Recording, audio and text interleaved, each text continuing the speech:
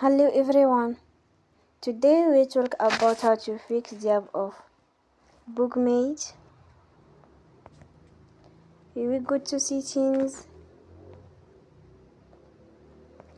Then we click on apps. After that you will search the app Bookmate and you will click. Then you will on for stop. After that you will go to storage. Then we click on clear cache.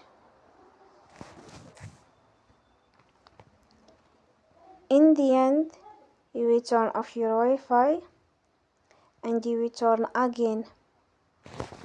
Don't forget to support us by like and subscribe.